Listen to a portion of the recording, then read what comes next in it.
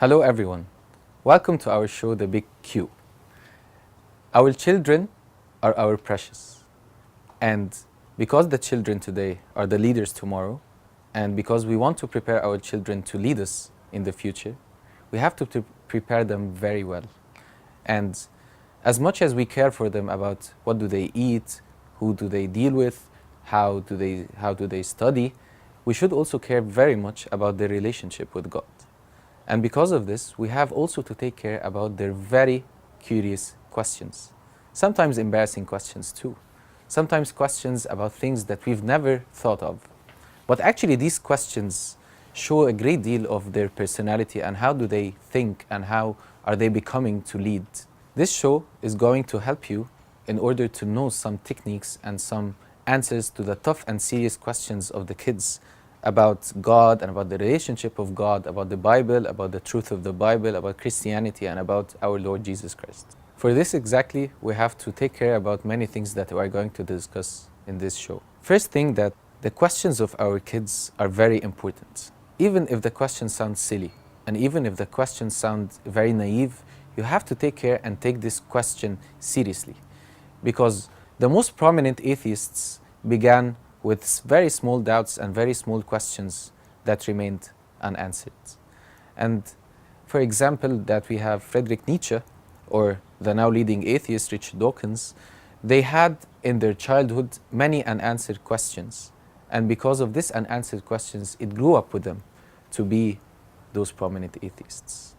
I'm not saying that your child can be an atheist, but what I'm saying is that the doubts of your children are very important to be tackled during their childhood. And that's why you need to take care very much about what are they asking and how do they ask it. That's why we're going to talk in this show about apologetics for kids. What does apologetics mean? Apologetics come from the Greek word apologia, which means a reasoned answer. And this word is derived from the Bible. In 1 Peter chapter 3, verse 15, he says, "Always be ready to give an answer to those who ask you." This answer is called apologia. It's not just a mere answer, it's a reasoned answer. Answer that convinces, answer that has evidence, that has logic, answer that satisfies the questioner, and that it also exposes not only the question, but what's behind the question. That we need to take care of, and that we will tackle in this show.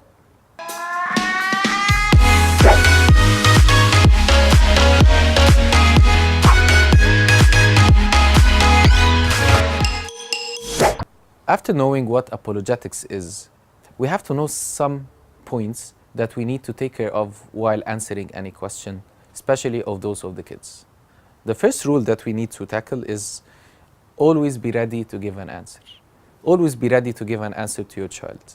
And even if you don't know the answer, you could tell him very respectfully, and you could tell him that I'm not ready now to answer you, but I will search and get back to you.